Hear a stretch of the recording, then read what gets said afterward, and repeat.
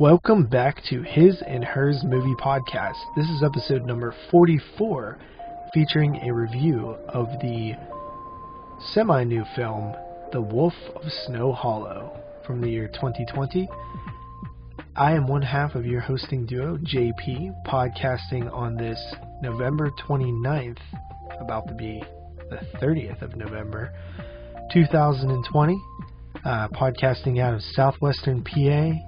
And joining me tonight, as always, is my co-host, also podcasting out of Southwest PA, Carly. Welcome back to the show. Hello.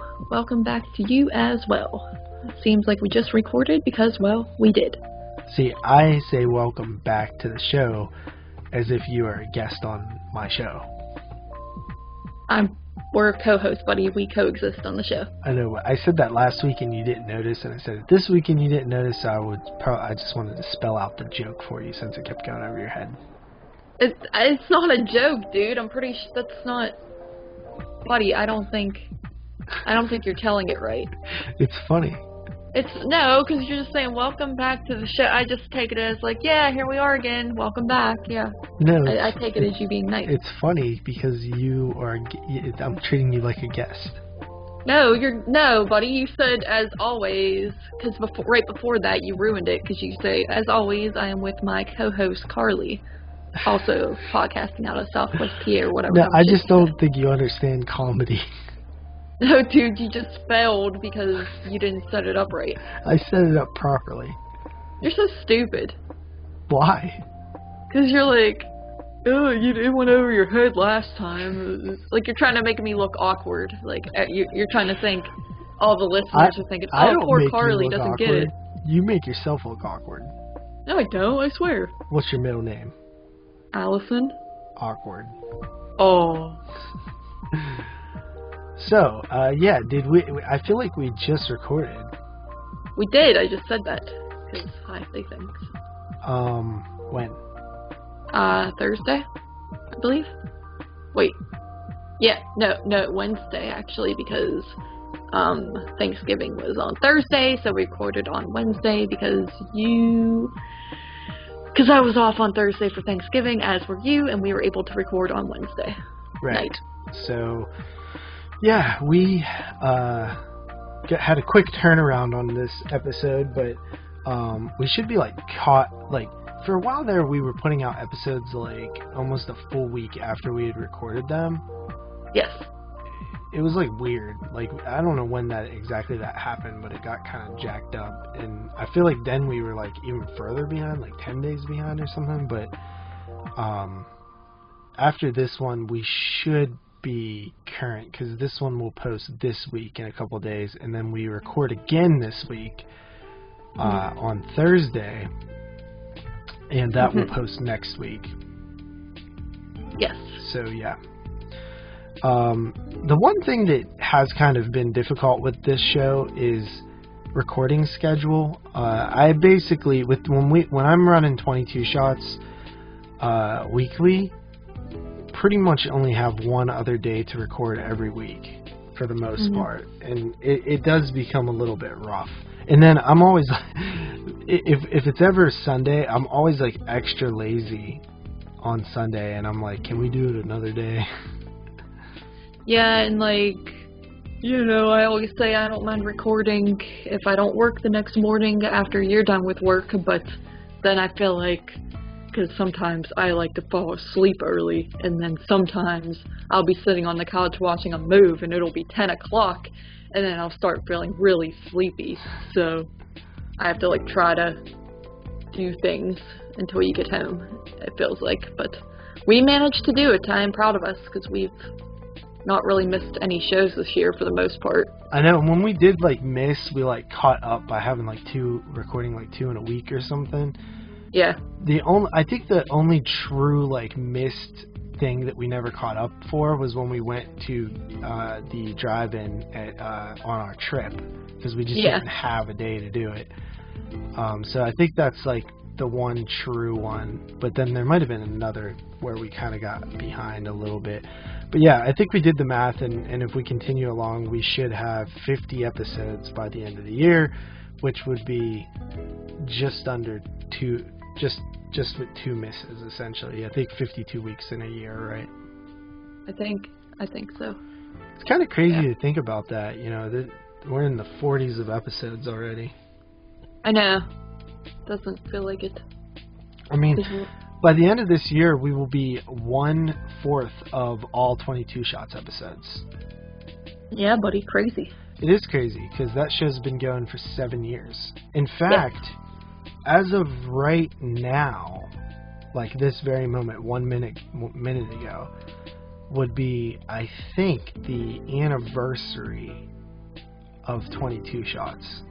The start. Dang, crazy. Yeah, I think our first episode was recorded on the 30th of 2013 in November. Mm-hmm. And I think it posted on the 2nd. Dang, before I met my buddy. Yeah. I think I was 22 years old at the time. Yeah, younger than I am now. Pretty crazy, man. Pretty crazy. Time has flown, but not really. I mean, that does feel like a long time ago. Like, I can't even remember. I feel like a completely different person from back then. Yeah, for sure. I mean, Jeremy is completely different. Yeah. I feel like Moods is kind of the same. Yeah, Moods always has the same sort of personality to him, so. Yeah. But it's funny because I think he was, what, like 32? Yeah, probably, 32 or 33, something like that. I'm almost to his age that he was when he started that, and now he's like 40. Yeah. Spooky. It is spooky. I don't even like, I don't like thinking about that. It's just, Yeah. Yeah, let's move on. Right. So, how was your 5 days since we last recorded? It was alright.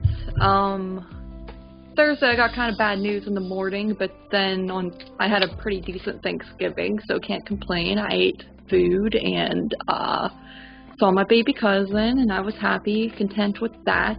Did you have a good Thanksgiving? Yeah, I ate a lot of food on Thanksgiving. Well, it was good and bad because the Steelers were supposed to play on Thanksgiving, and it was supposed to be a really big game against the Ravens. That got pushed back to today, but then it got pushed back to Tuesday, which I'm actually more happy with on Tuesday than today. So that, I guess that's a little bit better. But yeah, Thanksgiving, I don't know. I slept a lot on Thanksgiving. Like, I don't know. I know that it's kind of known that turkey makes you sleepy. I'm pretty sure that's real. You say it's fake, but I'm pretty sure that's real. I think it was debunked, buddy. I don't think so. I mean, eating in general makes you tired. I know, but so. I think there's something specific in turkey that makes you sleepy. Yeah, but I thought that was, I don't know, buddy. I feel like when I was in high school, they said, like, that's not real or something, like a science teacher or some shit. Okay. Do you trust science teachers? I mean, they went to college and stuff, and they tried to teach me science. I don't know. Uh-huh. Anyway, so, yeah, I slept a lot. I wanted to watch something. Either, like, Blood Rage or another, like, type of... There's not really many Thanksgiving horror movies out there. I think Blood Rage is probably the most popular. I've only seen it one time, so I kind of wanted to revisit it. And then the only other movies that I think of for Thanksgiving are Thanksgiving. Mm-hmm. What are you doing? Cracking my fingers. Oh. Thanksgiving. Have you seen Thanksgiving? No. Really? You've never seen Thanksgiving? Dude, why would I watch Thanksgiving? I just figured that would be... Because it came out in that era where I feel like you and your friends would have, like... It's like the Birdemic era. Yeah, I remember when I first met you, you were telling me about Thanksgiving because I told you I hung out with my friends and watched, like, Monty Python and stuff like that in the room and everything as a double feature. But no, I never watched it. Yeah, Thanksgiving is actually one that I do enjoy. Mm-hmm. It's really funny. There's like a great Texas Chainsaw Massacre esque scene in it, which is really funny. And then the thing that I always think about with Thanksgiving is how good the score is. Like the score, like the theme music for Thanksgiving is like super top notch. Mm. And the movie's like, super low budget and like bad acting and stupid. But it's fun. I'm not gonna lie, it is a fun movie. I've never seen Thanksgiving 3 though. Right. Yes, buddy. I know they skipped the sequel. Yeah. But okay, so you got Blood Rage and you got Thanksgiving. I've never seen Blood Rage either. Was Knives Out? Did that take place on Thanksgiving? I don't think so. Because it comes up when you search Thanksgiving movies. Oh, really? Yeah, but it could be just that it came out on Thanksgiving. Like. Yeah, I didn't think. I forget. I don't remember how that movie began and everything. Because I think they're all at dinner or something. But I didn't think it was on Thanksgiving. Yeah. I mean, it's also not really a horror movie. No, but it's like about murder. Yeah, it comes up when you type in Thanksgiving movies. Huh. I didn't remember. I did just pick that up on 4K. Oh, cool. I like that movie. Yeah, no, it was good. That was definitely one of the big surprises for us on that sort of last year. Yeah. And then there was that Into the Dark episode from last year called Pilgrim, and that takes place on Thanksgiving. Cool. But the other things that I think of for Thanksgiving horror, Christy. Do you remember that one? I didn't see that one. That one came out in 2016, and I remember liking it, and it's one of those films where I feel like if I watched it again, I would probably like it a little bit more. It is about a girl who it's Thanksgiving break, and she stays on campus, and there's a slasher killer. Oh, that sounds cool. Yeah. And then there's one, apparently Boogeyman, the 2005 one, is also set on Thanksgiving, or it comes up with Thanksgiving. Dexter. Chill the fuck out. Dexter. I just bought the Boogeyman at a Goodwill recently, so I shall have to watch it and see. I haven't seen it since it came out probably, and I remember it not being that good of a movie, but I don't remember it being. I remember the beginning being good, and then literally nosedive after that. I don't remember it at all for the most. I just remember hating it when I first saw it, so I'm curious to rewatch it and see what even happened in it. The thing about these 2000 movies is a lot of them are very weak in my memory. So. And then what is another one? Of course, the Eli Roth trailer. Yes, Thanksgiving. Yep. I think that's about it. So the other types of movies that I think about watching for Thanksgiving is The Hills Have Eyes and Texas Chainsaw Massacre. Because they're family movies? Yeah. So Texas Chainsaw Massacre, because of the dinner table scene, it always just feels like Thanksgiving to me. Yeah. And then the cannibal elements, because it involves eating. Right. So those two kind of. Yeah, that makes sense. I think that there needs to be more horror movies that take place on Thanksgiving. Yeah, I mean, I don't really. Yeah, when Thanksgiving comes around, it's not my goal to watch a Thanksgiving horror movie because there's just nothing really. I haven't seen any of them when I think about it. So.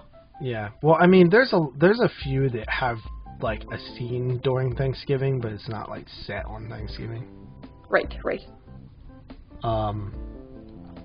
So yeah, my Thanksgiving was okay. I watched football and ate a ton of food, twice. Yeah, so like I ate dinner, and then like I had a second dinner later. Stupid. No, I actually didn't even eat that much, to be honest, but like I got like one big plate of food and ate all that, and that was kind of it. Then I like ate maybe one more roll or something like that, but I didn't eat as much as I usually do, which is okay because I didn't feel sickly afterwards. I love that feeling. Oh, I don't know, buddy. Not like I only love it if I'm like relaxing and like watching football or something. Yeah, I have no interest in doing any of that, but yeah, Thanksgiving is just for eating, not football. Well, it's for giving thanks as well. No, it's for eating. In football. No, it's not for football. It really is for football. Like Thanksgiving and football like just go together. No, I don't know, dude. I was sitting on the couch and my cousin put on Avatar: The Last Airbender, not the movie, the actual. What's wrong with your family?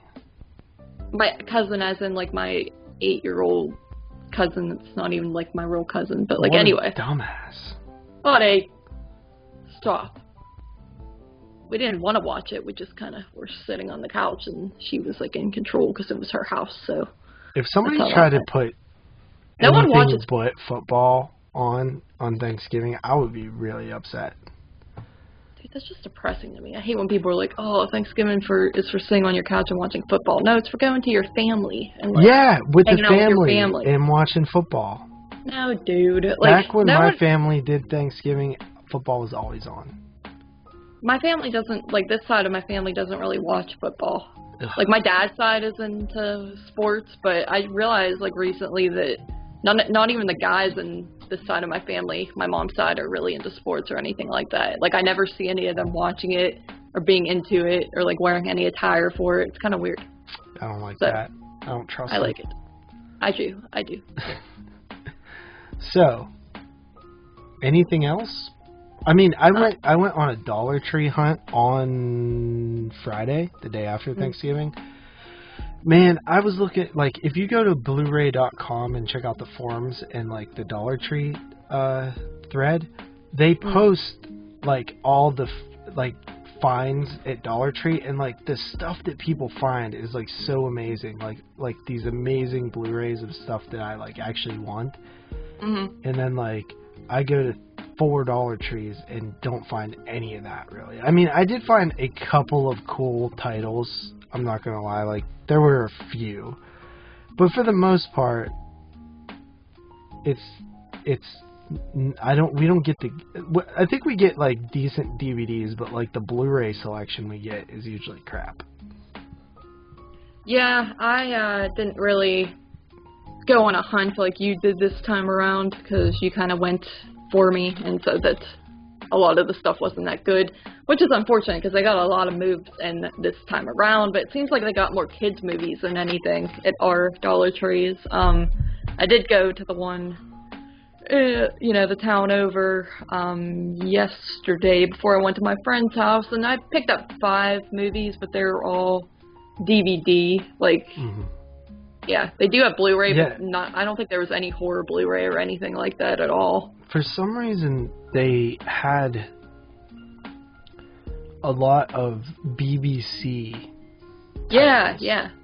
I didn't know what those were. Like, at first I was, like, second-guessing if they were even horror. Mm-hmm. Or if they were even movies, I mean. Like, I was like, is this, like, a show? Like, what is this? Yeah, I think one of the ones I actually picked up was one of the BBC ones, and it was like Ghost Story, Turn of the Screw, and it said it was a, adaptation of the Turn of the Screw story, which is kind of call back to our early episode where we did the turning and all that, but I wasn't sure either. I'm, like, curious to see what it even is, but I picked that up. I grabbed that I'll Take Your Dead movie, because Scream Factory DVD, and everyone says good things about that. Picked up Witchcraft, it just looked kind of cool. Picked up some bad looking ghost movie, and one called Recovery, which I think Watson actually said he enjoyed. So I think I got around 15 or so, but I don't remember what any of them was really. Yeah. I'm not really going as hard anymore where I just buy every single one that looks scary. Yeah, I'm not either. Stupid.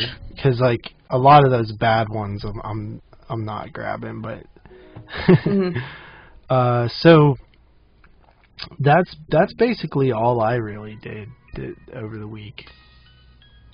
Yeah, I actually went to the movies yesterday without you, and... Ironically, the movie I saw was called Buddy Games, and you and I are known to be buddies, so it was kind of sad not having you there. But it was a comedy, so it was justified that I went by myself. But yeah, I went and saw that movie with my friends, and it was pretty cool. And I'll talk about that. I'll review that when I go through what I watched. But other than that, just went out to eat today, and yeah, that's about it. That's about all I've done since, Wednesday, so. Alright, well, let's get into what we've watched. This is probably going to be a shorter show for us, because I didn't really watch much, but you go ahead and go first. Alright, let's see here. Alright, so first up, as per my Survive 05, I watched a movie called Glass Trap. I think you gave this to me one Christmas. Yeah, because I had 2 copies. Yeah, and the one you gave me was in one of those lime green cases that you had that you were using. But yeah, this movie is essentially about, I think it might be an asylum movie, maybe not. It might just be a low budget type of movie. But it's a killer ant film set in this building where these characters that work in the building get trapped inside, and there's these like mutated ants that are trying to get to them and kill them, and they're trying to get out. It's got C. Thomas Howell in it. He's like the only actor I really know, and I watched this once before since you gave it to me. I watched it probably 3 years ago or whenever that was, and it's not that good of a movie at all. It's very you know, low budget. The ants are CG and they look horrible, so it's kind of comical at times. The acting is pretty bad, just like very cheesy, not that well written dialogue at all. There's actually a character named Carly in it. I feel like I keep watching low budget movies where there's characters named Carly, so I wish they would stop using my name. But anyway, but it's kind of a fun movie. It's very easy to watch. Like, I'll say that. It's not that long. It's kind of, like I said, it's cheesy, kind of laughable at times. So, you know, in that respect, it's not the worst thing ever. But I gave it like a 4 out of 10. I mean, it's not great. Then after that, like I just said, I watched Buddy Games. Well, that's a that's a Fred Olen Ray film. What's that? He's a director, pretty big schlockmeister. Okay. He did a couple of horror movies in the 80s, like Scalps, and Alien Dead, and The Brain Leeches, Hollywood Chainsaw Hookers, Alienator. But then he did like a ton of like softcore films for like HBO or like Cinemax or something, you know, like those types, like Bikini Pirates and Bikini A Go-Go and Bikini Chain Gang and stuff. But he's directed like a ton of movies, like big schlockmeister. I think he's done like 150 different movies over the years.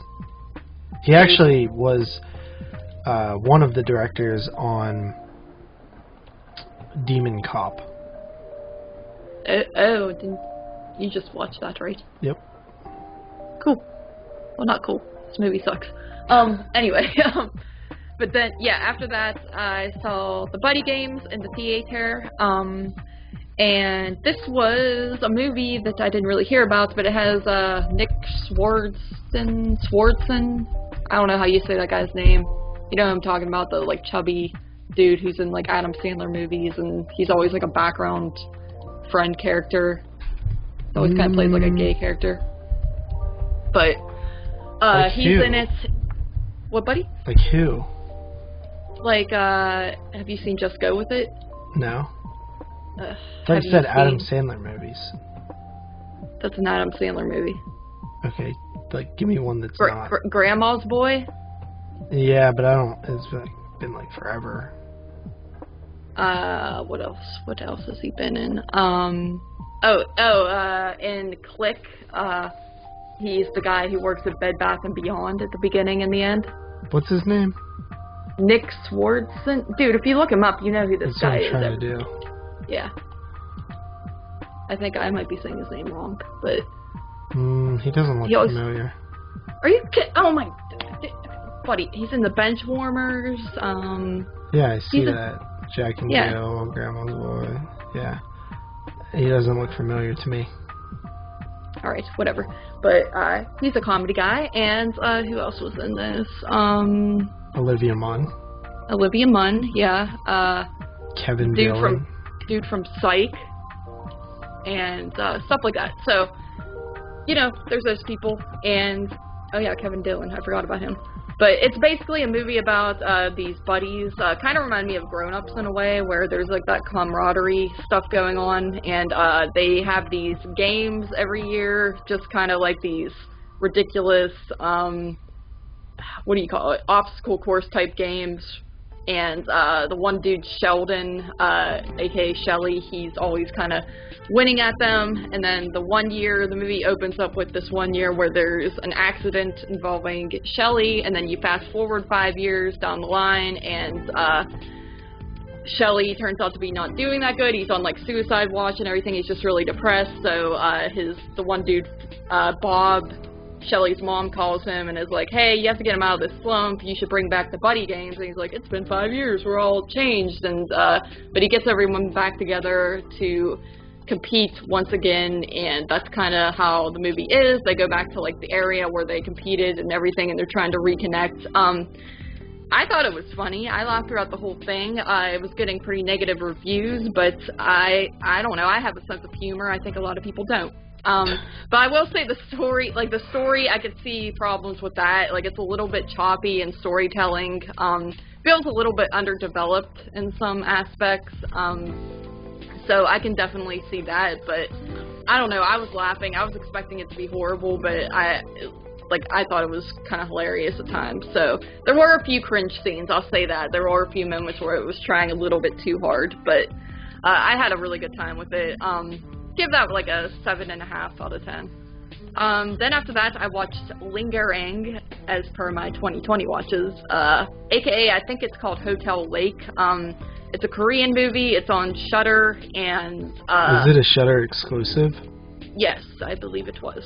I think it might have just came out on there, if I'm not mistaken. But this one was basically about this older sister brings her younger sister to their aunt, quote unquote. It's more like a close friend to their mother who passed away.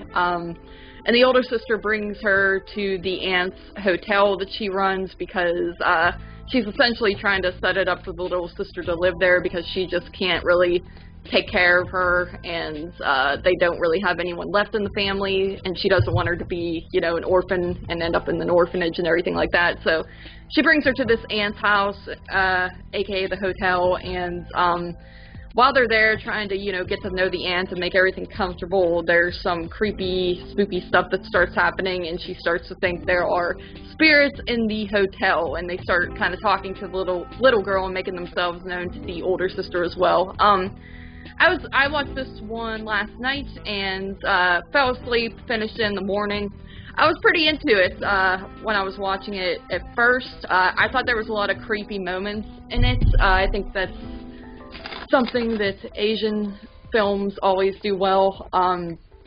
Just a lot of those creepy sort of jump scares where it's not in your face, it's just kind of like someone happens to be standing in the background and you catch out the corner of your eye type of stuff. That's my favorite type of scare in a movie. I just think it's really creepy. So it had a lot of that going for it, but it kind of got to a point where it started to just kind of get slow and a little bit boring, and some of the story was a little bit wonky in my opinion, so I felt like it started out strong, and then I was just kind of like to the point where I was over it, and the story just kind of, not necessarily falls apart.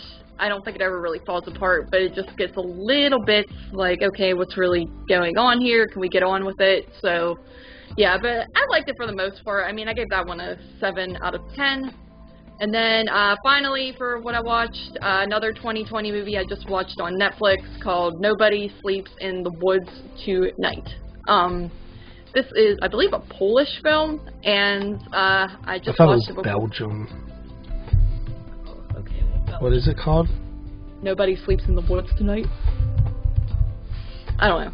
Either way, it's dubbed, and but it's about. Oh, you're right. It is Polish. Yes, I am smart. It's about a bunch of teenagers who are addicted to technology, so they're sent to this program in the woods. It's pretty much like rehab. Is it in Polish? No, it's dubbed in English. Dubbed. Yeah. But they're sent to the woods, and they're going on this big hike. They had to leave their cell phones and everything behind, and while they're on the hike, of course, there's a killer in the woods who kind of stalks them, but I thought it was going to be like a straight-up slasher, but there's, you know, kind of becomes a little more of a slowish story. To be honest, I really didn't care for it too much. It had a lot of nods to like 80s horror and stuff like that, which I appreciated, and I thought the acting was pretty good. There was some decent gore in it as well. I thought the killers looked good, decent, but I was kind of bored by the story, to be honest. Just wasn't really what I was expecting. The characters I didn't really care for either. Just none of the kids really were that appealing to me. So I definitely just didn't like this one too much. It just wasn't very interesting to me. I gave it like a 6 out of 10. So, and that's all I watched. All right, very short. Yes. Okay, so the 3 titles that I watched this week, I did watch one other thing, but I'll be talking about that next week, and then my blind spot. But the 3 films I watched besides that were the Diodato films for 22 shots for the end of Italian Horror Month, which today is the last day for Italian Horror Month, the 30th, that is. I don't know if you noticed, but I kind of gave up on Italian horror. Oh, I noticed, but the only reason I didn't say anything is because I wasn't doing any extra watches. Oh, okay. Good. So, the first one was Jungle Holocaust from Ruggero Deodato, and this one's from 1977, and probably one of the earliest of the cannibal jungle films. The first that I know of is Man from Deep River, which is an Umberto Lenzi film, and it's actually pretty good. Of course, the most notorious and well-known is Cannibal Holocaust. Have you ever seen that? No. Huh. I don't like these movies sound so stupid to me. I don't want to watch something called Jungle Holocaust. Why? It just sounds like, make up a cool title, like Don't Sleep in the Woods Tonight or something. I don't know. I guarantee you Jungle Holocaust is better than that movie. But I don't like cannibal movies. They really gross me out. That's the point. I know, but I don't like being grossed out to where I feel like puking. Okay, well, so you, like, when you want to be scared, you just want to be frightened? You don't want to be scared? Yeah, it's not scary to me. It's gross and scary are the same thing. Like, if I'm going to be grossed out, I want to be grossed out to where I'm about to throw up. I don't want to be grossed out, though, is what I'm saying. I don't like that. Like, I like being scared by movies, not grossed out. Okay. Right. I mean, I don't love being grossed out either. That's not really my thing. But Jungle Holocaust follows a group of I think they're looking for oil. It doesn't matter. It's a MacGuffin. Just gets them to the jungle. And their plane malfunctions, and they're basically there and then they're stuck there, and then there's like a tribe of natives that capture the dude and the crew, and basically, you know, keep them captive, but they also are cannibals. This movie, I think, is a pretty good jungle adventure cannibal film. I think that it's probably, I think, maybe the second best that I've seen. I've seen a handful of these, probably like 8, probably like 7 or 8, I would say. And I think this one's like right under Cannibal Holocaust. It actually has, you know, a bit of social commentary. It also has this element of like being trapped, which I think is a pretty nice element, which I guess Cannibal Holocaust kind of does too, and Ferox as well. But this one, I think, is done a little better. It feels a little more realistic. There's some really interesting scenes in here with like they think they hoist him up on like a rope in one scene. It's actually pretty terrifying. And then yeah, there's some nasty gore in here. It's pretty good. I liked it. There's not a ton of cannibalism, so it's not too gross in that sense. It's really weird though, because like when they first capture him, they like pull off his clothes, and like the natives are like tugging on his penis, but they like show it, and it's like, ew, it's kind of weird. Yeah. Yeah, that actor really went for it, man. I'll tell you that. But yeah, I really like that one. I think that'll be out by the time you hear this, so I think I could say my ratings, but I gave that one like a 7 out of 10. And then the second film I watched, also Rogério Deodato, was like the one that I wanted to do on the show for the last 6 years. And that is House on the Edge of the Park from 1980, starring David Hess, the one and only. Nice. Have you ever seen this? No, I've always wanted to, though. It started as a Last House on the Left sequel, and it eventually became more of like its own thing, and kind of still similar to Last House on the Left. It's basically Last House on the Left, just in a different setting and different types of stuff. But it follows David Hess's character. I think his name is Alex, and he has a friend, and they're like mechanics, and they get invited to this. They like help these people out whose cars like broke down, and like they did them a solid because they were closed. And these people invite them back to the party. They're having a party, but they're like these high class, like ritzy people. And basically David Hess kind of takes over the party at razor blade point and commits a bunch of atrocities.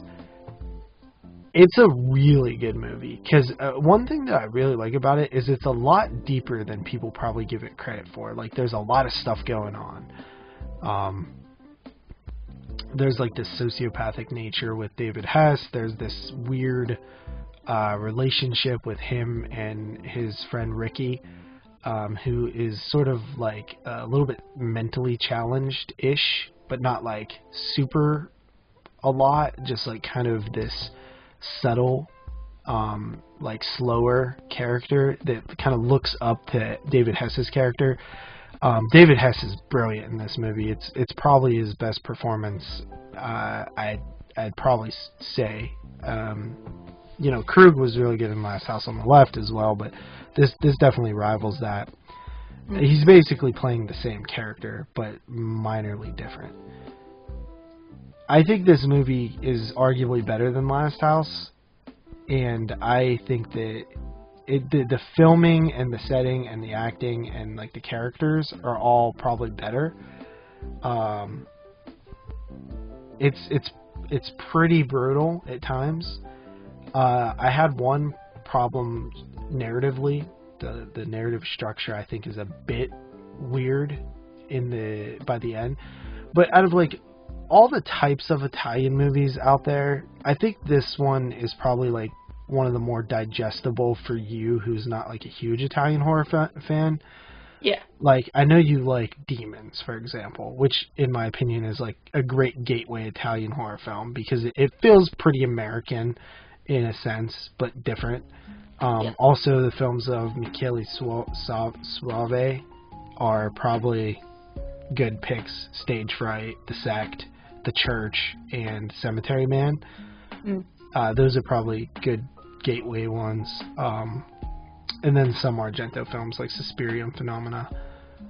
But this one is it's probably one of the most American feeling films. I think it was shot in the late 70s and didn't come out until the 80s, so it has that 80s or that 70s style to it still.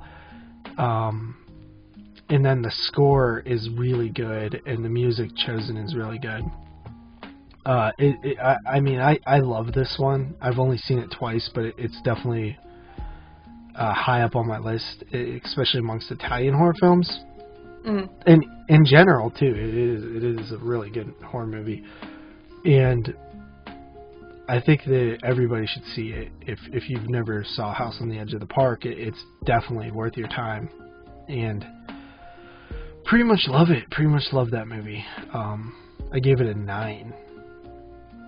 Cool. Yeah, I definitely want to see it one day. Yeah. And then the final film of the Ruggero Deodato episode was Body Count from 1986. Surprisingly, this is a film that I skipped over in my 1986 prep.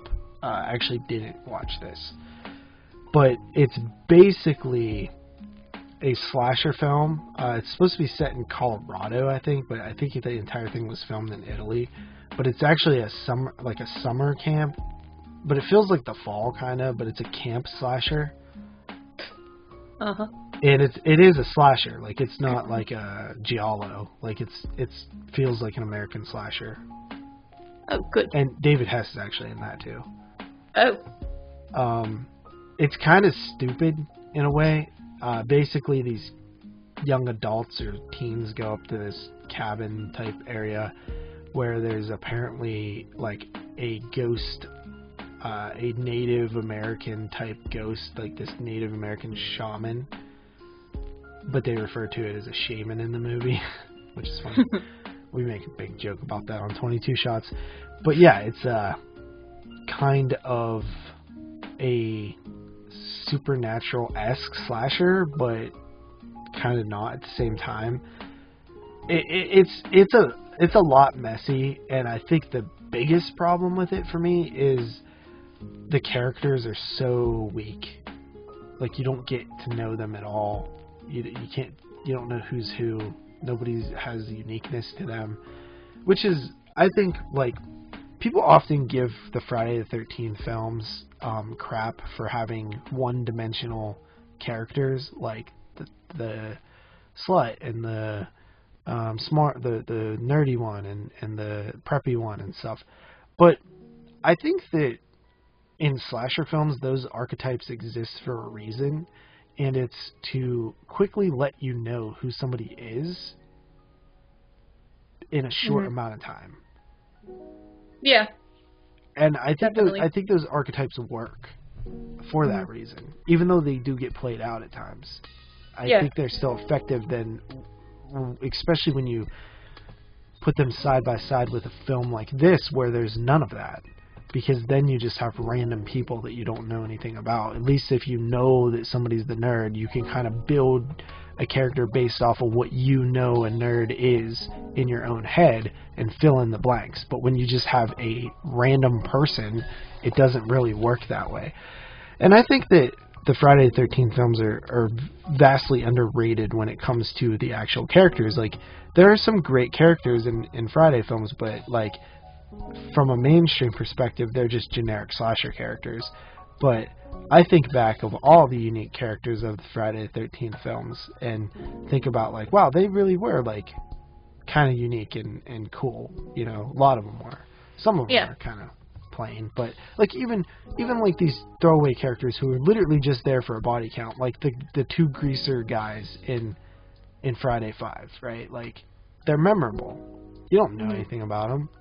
You wonder why the hell they're dressed like that, you know? Yeah. Or the chick in I keep thinking of Friday 5.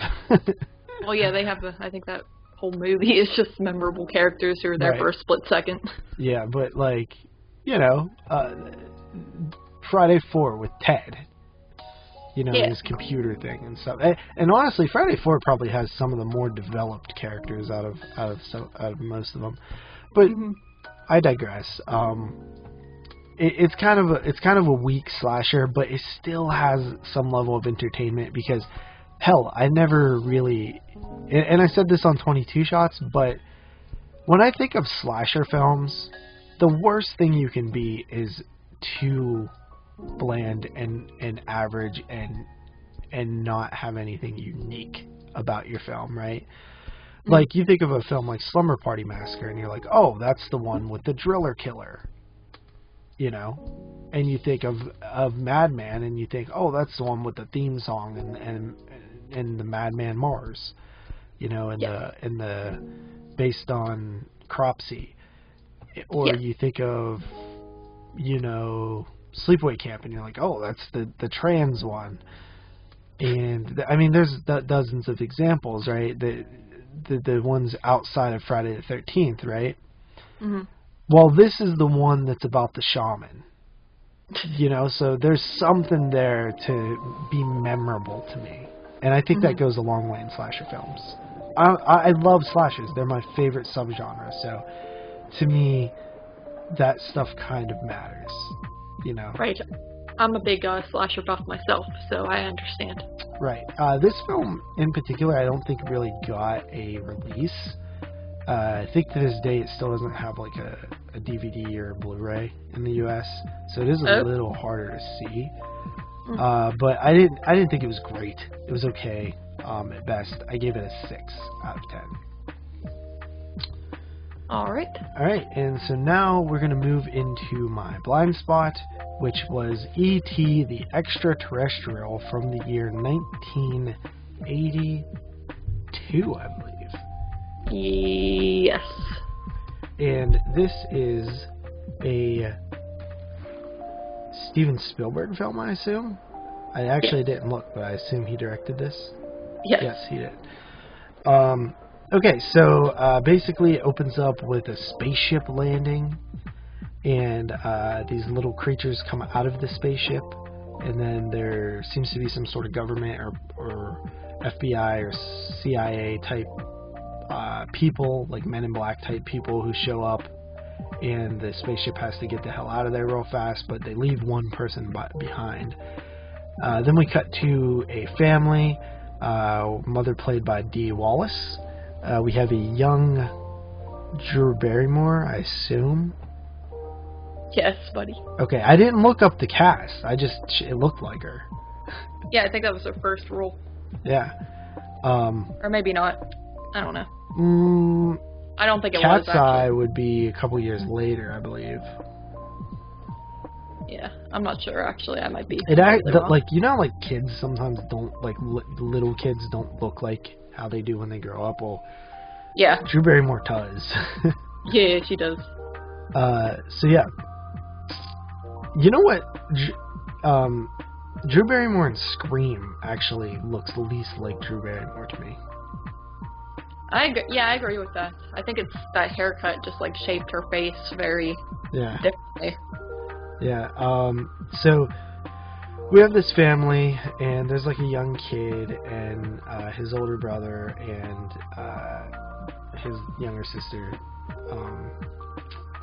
played by Drew Barrymore, and essentially he kind of happens upon E.T. and then he wants to keep E.T. and you know they teach E.T. how to talk and stuff like that, and E.T. just really wants to go home. He's homesick. And of course the bads, the government, the CIA, Men in Black type people want E.T. because hell, it's an alien, and they're like, yo, we gotta study this thing. And you know, the family tries to get in the way and stuff, and that's basically your story. I actually didn't expect to like this movie just because I knew a lot about it. I mean, it's E.T., like, I'm sure everybody's heard about it and knows scenes from it. And hell, I knew Phone Home and stuff like that well before I'd seen this, obviously. I did own it on VHS as a kid, and sometimes it would be on the TV, but I never really would watch it because it didn't seem like something I would like. Which is funny to me because, like, I love Spielberg. Like, it is so cool how, like, Spielberg creates worlds, right? Like, a lot of his movies feel the same, and it's like magic. Yeah, for sure. Like, just the kids riding around on the bike and, like, the Circle Drive neighborhoods and stuff like that. I just love that stuff, man. It feels so awesome to me. Yeah. And I really like that aspect about this movie. I could see watching it now, if you've never seen it, there's some really cheesy stuff, like, that comes off, you know, a little cringe, because it's almost like a little too sappy in a way. But I'm gonna be honest, I did feel pretty sad when E.T. was, like, drowning in that puddle, all gray looking. Oh, no. Because at first, like, the whole time I was like, damn, E.T. is ugly. Like, this is one ugly-ass thing. Like, the whole movie. But then when he was, like, gray and, like, in the puddle of, like, the stream, I was like, oh, poor E.T. Right, yes. And you do buy, like, the childlike wonder and you know, the, like... And actually, you know what? A scene that was really effective in this movie was... when they're in class and they're dissecting the frogs, or they're, like, about to kill the frogs to dissect them, and I'm like, I was like, did we really do that? Like, I always seen it in TV and movies and stuff, and cartoons and shows, but I'm like, is that, like, a normal thing we did? Like, dissect frogs? It's pretty messed up. Like, that would never fly today. But I do actually remember when I was in elementary school they did it, so I never did it. But I remember, like, the 6th graders when I was in, like, 1st grade were doing it. I dissected something in, I think it was a bird or something. Ew. When I was in high school. Yeah, I'm pretty sure. They still do that? I mean, Jesus. Yeah, it wasn't a frog, it was a bird. And then I know the advanced class, which I wasn't in because I hated science, they did, like, a brain for something. I forget what. Ugh. Yeah. Anyway, when all these frogs are in these little jars and stuff, it made me sad feeling. And I'm like, yeah. I'm like, dude. And the lead kid, I forget his name. He was like the lead. He saves them all. What's Henry that? Thomas. Henry Thomas. Okay, so it's Elliot then. Yeah. Elliot lets them all go, and I was like cheering him on. I was like, yeah, let's go, man. And like you could see that he's like a good-hearted young lad. Like he's looking at those jars and he feels bad. Everybody else is just putting the cotton ball in with the chloroform, and he's looking at it and he's like, you can see there's a lot going through his head when he's looking at that little frog in the jar. And I like that scene. It's a really effective scene. It's a good movie. It really is. It's a good movie. I think if I saw it when I was younger, I would obviously love it by now. But it obviously didn't connect with me like that. But I still thought it was pretty good. I gave it a 7.5 out of 10. Cool, buddy. I am glad you liked it. I haven't seen it in years, but I just figured it is one that I feel like everyone should watch in their life. That was actually a perfect blind spot, because that is a popular movie that I haven't seen. You know, that's kind of a little purpose of the blind spot. Like, yeah. a popular movie you've never seen. Yes. And then, I wanted to mention, in Jungle Holocaust, like, one of the rough things about those jungle cannibal films is the amount of, like, real animals they kill. No. Yeah, that's another reason why I don't want to watch. Yeah, this. there's a pretty brutal animal death in that one that honestly was like one of the worst for me. We had an argument on 22 Shots where one person was saying that it wasn't as bad as some other ones, and I was like, it was bad. It was like worse than those to me. But anyway, let's pick your blind spot for next week. All right. which is this week. Yes. Alright, so it's getting kind of skimpy on the picks available. 13, Rocky. 11, Superbad. 10. Batman Returns. It's December. Okay, I'll do it. Okay. Alright, so Batman Returns 1992. Which is weird. Because, didn't I just have a 92 one last week? Yeah, there was a few 92 movies on this list. Okay, so with that said, let's jump into our featured review, which is The Wolf of Snow Hollow. Do you have a synopsis on that? Yes. A stressed-out police officer struggles not to give in to the paranoia that grips his small mountain town as bodies turn up after each full moon. Directed by Jim Cummings and starring Jim Cummings. And written by Jim Cummings. Yeah, whoever that is. He's the lead actor, buddy. I know, but I just mean... Well, you said, who is he? I mean, whoever that is, as in, is he Well, he's popular? the lead actor. I know he's the lead actor. I'm saying, is he popular? I'm funny. No, you're not. That wasn't funny. Why? You're just trying too hard. What do you mean? You wanted a reason to say I'm funny so that I would say, no, you're not. No. Yes. No. Because Watson likes it. Do you think I pander to Watson? Yeah, he's the one who he gives us feedback sometimes. Okay. Yeah. So, you start off because I feel like I just talked a lot, so tell me what you thought.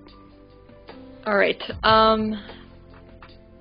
yeah, so this movie was kind of odd. It was it was a horror comedy for one. It wasn't anything that I thought it was going to be. When I saw the cover and the title, I don't know, something about it, I thought it was going to be like a slow burn movie about a wolf, in the winter or something like that.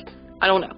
But it's more of... It starts off like that. The beginning of the movie is this slow shot where it's establishing the winter and the cold and then there's a kill and stuff, and I thought it was going to be a slow burn werewolf mystery. Mhm. Yeah, that's pretty much what I was thinking, but it's actually pretty in your face, kind of fast paced when it really gets into it. Shot kind of weird, it'll go from one scene to the next, and then some scenes I think are dreams or they're just out of place and stuff like that. There's some intertwined scenes where we're seeing two things happen at once, but during different times. Yes. So we might be seeing one character in the daylight talking about something while we see what happened the night before, and it's cutting back and forth. Yes. Which is an interesting stylistic choice. I'm not sure if it works or not, or I like it or not, though. Yes, which brings me to my opinion. I did not really care for this movie too much. Really? Yeah, none of that really worked for me. The comedy aspects didn't really work for me because I thought... I just felt like there was moments that could have been, kind of dramatic, with him and his daughter and stuff like that, and I was into that, but then it gets, killed by being, very frantic and, something funny will happen to, kind of ruin it, and it's just... I'm just so sick of the horror comedies, for one thing. And, but just in the movie, I didn't really like that storytelling where it's, someone's talking about something, and then it's, cuts to what's actually happening, and then, there's even scenes where it's just kind of... I watched this a few days ago, so I can't remember exact details, but just a few scenes with the main character. I understand, because it does play well, showing that he's kind of stressed out, and he has his own personal demons, this police officer. He's a former alcoholic. He's a recovering alcoholic. Yeah, and... Which, honestly, if I'm 100% honest, I didn't really buy that. Me neither. He didn't feel like an alcoholic. No, he didn't. But he's dealing with that, and he's dealing with the stress of the job, and I do think that's good. You know, there's scenes where he goes to the crime scene and everyone's kind of coming at him, being annoying, and all his officers are saying, like, I think that they're saying this is what happened, and then you have random people saying, like, how could you have let this happen? And then you have, I think his dad is like the, chief that he's like stressed out about, who actually died in real life. Yeah. Which is sad, but I don't know, dude. It just didn't really work for me. Like, I saw so many people giving this movie mad props, and by the time it was over, I was kind of like, I was waiting for the good movie to happen, and it didn't happen for me. I did crack up at a few things. Like, whenever, like, I actually do like Jim Cummings and his funniness a little bit. Like, to me, whenever he flips out and he gets like really mad, I did find it funny. Like when he's, you know, saying to his daughter when he meets his wife or whatever in the diner, I forget what he says, but it's funny. I did think that it was funny. And then when he tells his daughter, like, you know, effing mad your mom's gonna be at me or something. I thought that stuff was funny.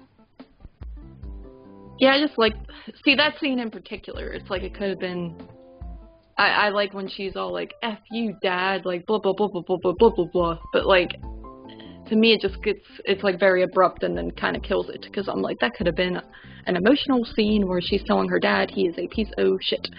But then, I forget what happened. I think it might have just cut to the next scene or something after that, and that was kind of it. And I did not care for it. I don't know about that. And no, I'm telling, that's what happened. What? What do you mean you don't know about that? I don't think it was, like, abrupt. Okay, I don't remember exactly what happened, but I'm just saying, like, or something funny happened that, like, killed the moment for me.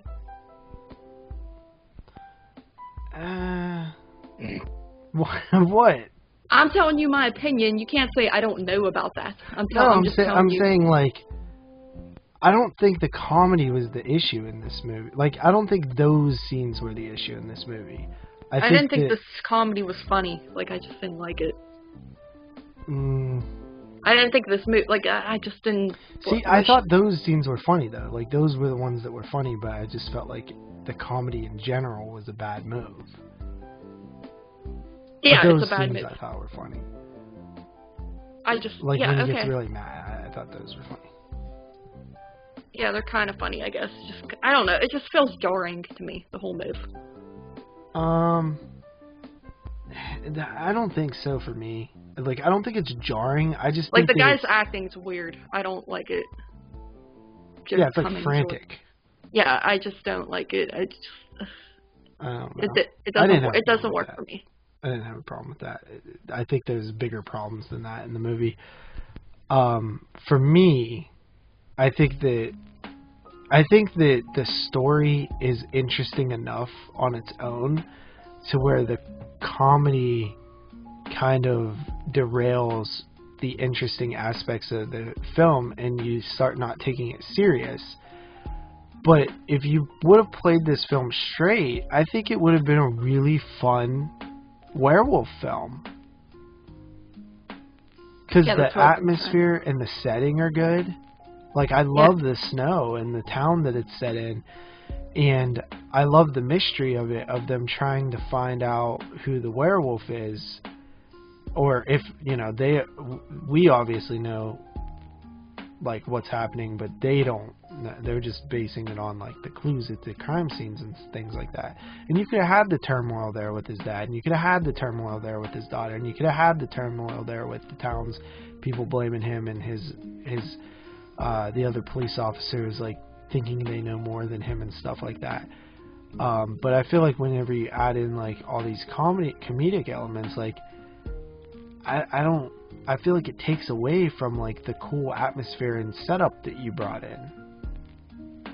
Oh, so basically everything I was just trying to say. Well, no, because I do think that those scenes are funny. I just feel like they're out of place in what could have been a cool movie without them.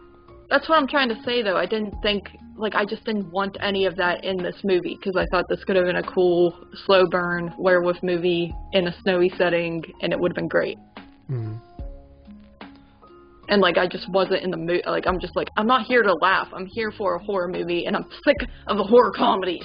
Yeah, but you just loved a horror comedy in Freaky. Yeah, that was more comedy to me.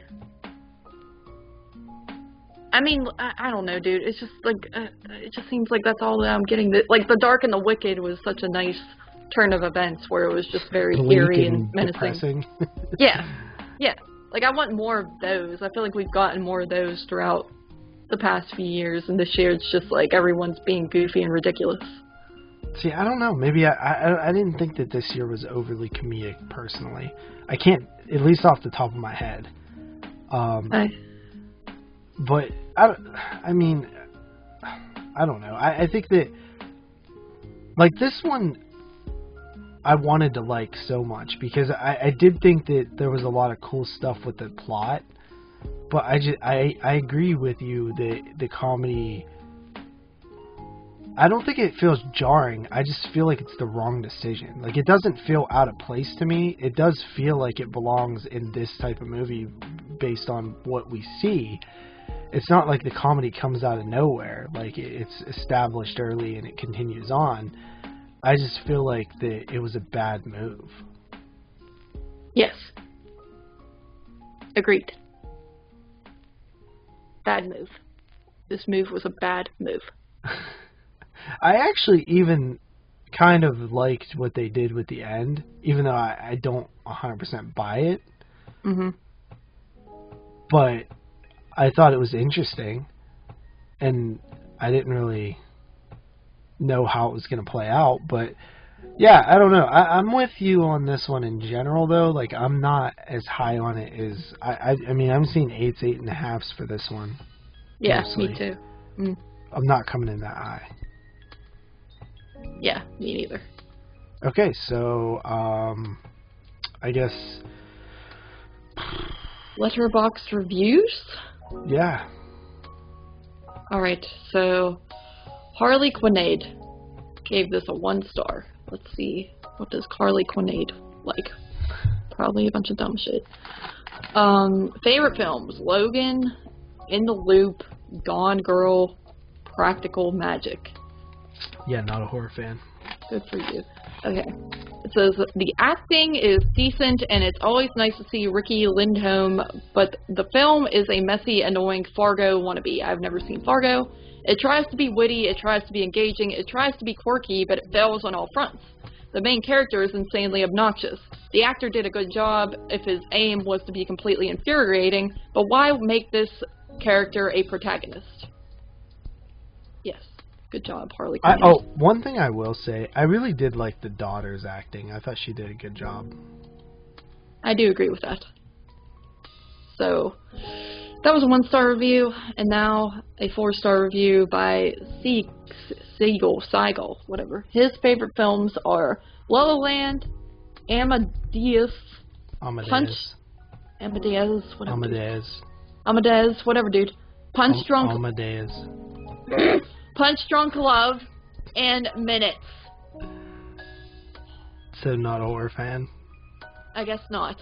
Okay, so a thrilling small-town serial killer monster murder mystery that, instead of pulling back from the story, leans in harder in order to focus on the character trying desperately to stay afloat at the center of it all. The only true way to know any human's innermost essence is by their reactions.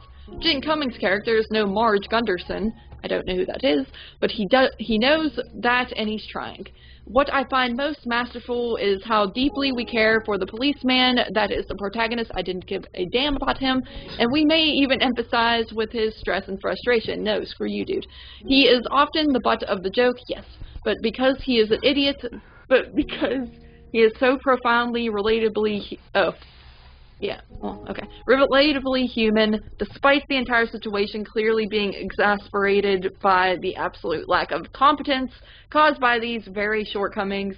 Jim Cummings is a master of displaying the issue of a society, even one run by the most innocent masculinity, R.I.P. Robert Forster. Right. Okay, so I'll come in with a... I don't think this is a bad movie. I just think that it could have been much better. I gave it a 7 out of 10. Right, yes. It's a watchable movie, whatever, but it just wasn't for me. I don't think it's bad either, but I don't think it's worth as high as it's getting. I give it a 6 out of 10. Alright, so that is our review of The Wolf of Snow Hollow. A little disappointing because I was looking forward to that film. Yeah, me too. And I actually think that it has like some of the better settings, and like the snow really, like I love that town. I wanted to see a horror film set there, a werewolf film. So kind of that really disappointed me a little bit. I agree. So yeah. Next week we are going to cover The Craft Legacy from 2020. A group of high school students from a coven of witches, a sequel to the 1996 film The Craft. That's the IMDb description. That's horrible. Yeah, you know what? Weird they made a sequel to The Craft. That's all I'll say for now. Yes. Do you like The Craft? Yeah, I do. I've only seen it twice, but I think it's a pretty good movie. Yeah, it's one that grows on me, like, every time I see it. Like, I grew up with it. Like, I watched it a bunch when I was a kid, but I never really, like, thought it was great or anything. But the more that I've seen it, like, the more that I like different aspects about it. So, we will talk about that next week. The Craft Legacy, a Blumhouse film, just released this past October, about a month ago at this point. So, we'll see you guys then. Peace. Peace out.